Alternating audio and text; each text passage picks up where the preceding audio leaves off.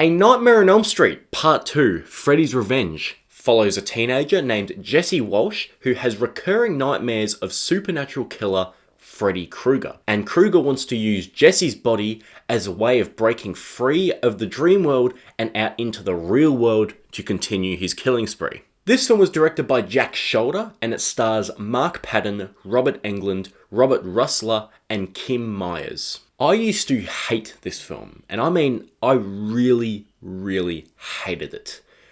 I was just so turned off by how much different this film is to the first. Like, the nightmare gimmick is basically completely gone. Freddy isn't even slightly funny here, and it's just so egregiously campy that I was just weirded out just by it. I was just like, no, it was just like a physical allergic reaction. I'm like, no, get that shit away from me. This is weird. But to my surprise, I rewatched this film the other night, and while I definitely wouldn't say it's even close to as good as the first film, I have a newfound appreciation for it. And, I can't believe I'm saying this. I fucking love A Nightmare on Elm Street Part 2, Freddy's Revenge. So let's not come in from behind in this film. Let's just get straight into it. The opening scene to this film is awesome. I only just noticed this on this rewatch, was that the bus driver is actually played by Robert Englund, not Freddy Krueger, but like he turns into Freddy, but you actually see he opens the door and it's Robert Englund sitting there and he's driving the bus. But you don't pick up on that. But now I was like, that's so cool because Freddy ends up taking control of the bus and the bus driver is played by Robert Englund. And it's just so bizarre how the town, the suburbs, just turns to this desolate desert and then just becomes this apocalyptic wasteland. And then the bus is just sitting on these pillars, basically. It's just so weird and so creepy and so just like, what the hell is going on? It sets up the film perfectly, and I really, really like this opening scene. And it's one of the few times in this film that dreams are actually used, which is weird for a Nightmare on Elm Street film, but we'll get into that. But great opening scene. And one of the things that I hated about this film the first time I saw it is one of the things that I loved about it on this rewatch.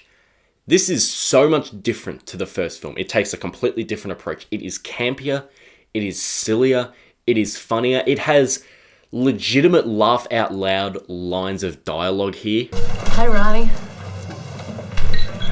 So you going to Lisa's house tomorrow night? Nope. I'm going to... How come? I think my grandmother down a flight of stairs. You've got the stupid shit that makes no sense with the exploding bird conspiracy, and Jesse's dad thinks that he's doing it, and it makes no sense. Like, I get it if you're weirded out by it, but I just found it really quite funny on this rewatch, because it's just like the whole movie is so wacky, and so's this. And then you've got the infamous room cleaning scene, where Jesse cleans his room to a song called Touch Me, and it's a great song, actually, but that scene is just hilarious. It's wacky, oh god, I can't even talk about it.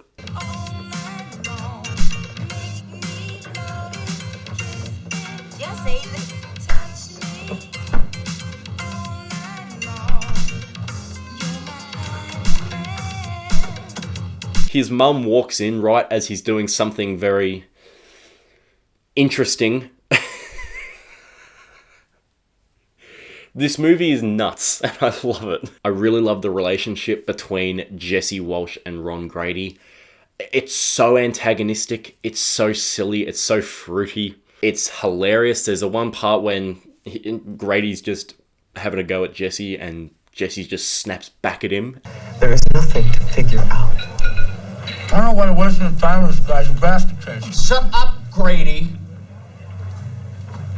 That scene never fails to make me laugh. The complete misinterpretation of what Jesse's saying to Grady when he's trying to tell him that there's this dream demon trying to break free of my body and there's something trying to get inside of me, and then he thinks he's talking about wanting to bang Lisa in the cabana or whatever the hell the place is called.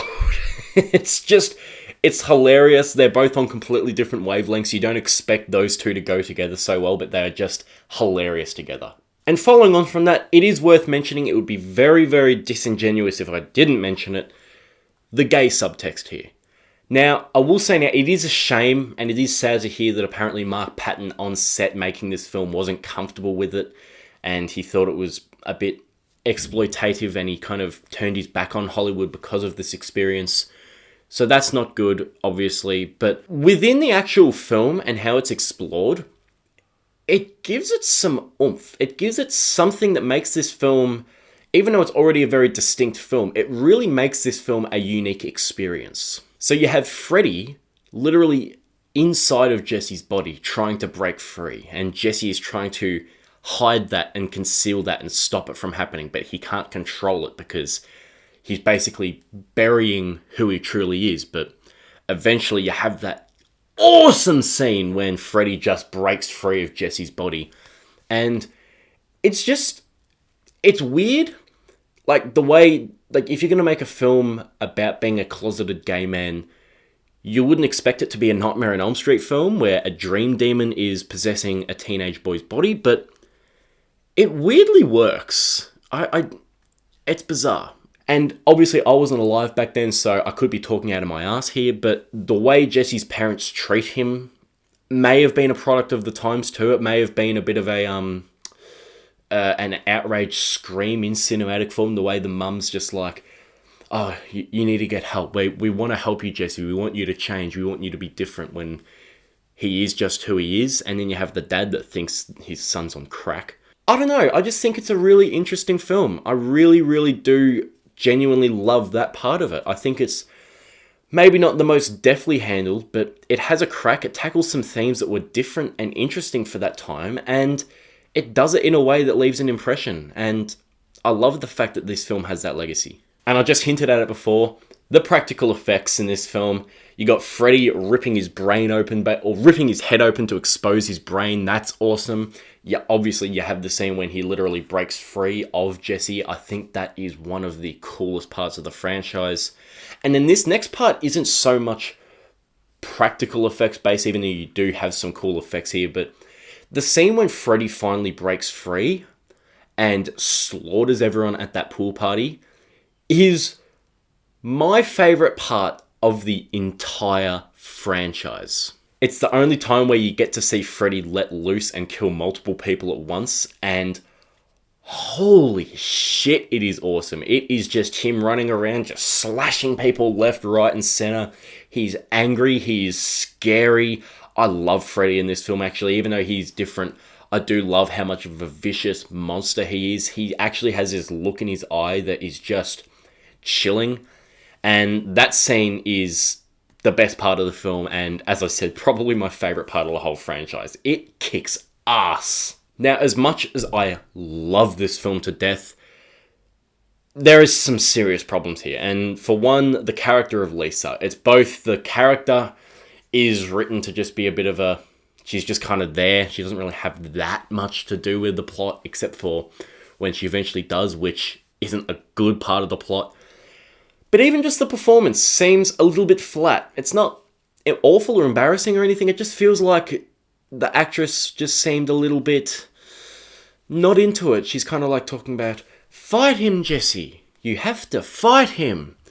And it's just like, it's just a little bit more, it's a little bit higher stakes than just that kind of unenthused line delivery. I don't know. I just thought it could have been a little bit of a more punchy performance. And now this next problem that I have isn't a massive one for me, but the whole appeal and concept of that first film is basically gone. You have the opening scene, it's a dream, that not the climax, like the closing scene's a dream, and you have that one where Jesse sees Freddy ripping his head open, that's a dream. Not much else. I might be missing one, but I think that's all of the dreams in this film, which, you know, that's the kind of, the appeal of these films is to see this dream demon do fucked up shit in people's dreams. Like, that's what A Nightmare on Elm Street is, and this film basically loses all of that. I was really turned off by that when I first watched it, but I love the film now, but I can totally get if you are a Nightmare on Elm Street fan and this is at the bottom of your list because of that, because it does lose that appeal. I'm personally able to enjoy this film for what it is, but as I said, if you can't get past that, I totally understand. And finally, the climax of this film, like the first, it's not as bad as the first, but It's really underwhelming. It takes place in this factory setting, which is just, it's whatever. You have these stupid dog things, which I don't know what they are. I don't know why they're in the movie, but they really piss me off for some reason, because I'm like, what the fuck are those things? Why are they there? You finally have the character of Lisa get a bit of things to do, and it's more just... she declares her love for Jesse, and then he breaks free, and then it's just like that's all it. It's just... that character didn't have much to do in the film, and then when she finally does, it's just, oh, I love you, Jesse. Like, Sleeping Beauty bullshit. I'm just like, fuck me. So overall, this is a crazy, campy sequel that completely throws all of the rules and lore of the first film aside in order to create its own experience. If you can't get past that, you're not going to like this film, and I understand. But on this recent rewatch, I was able to enjoy and really laugh and love how fascinating and entertaining this film is as its own beast. So A Nightmare on Elm Street Part 2, Freddy's Revenge, I cannot believe I'm saying this. It is worth watching and worth buying. So that is my review of A Nightmare on Elm Street Part 2, Freddy's Revenge. Look forward to my review whenever it releases of A Nightmare on Elm Street Part 3, Dream Warriors, which might just be my favourite of the franchise. But until then, I'll see you all later. Bye.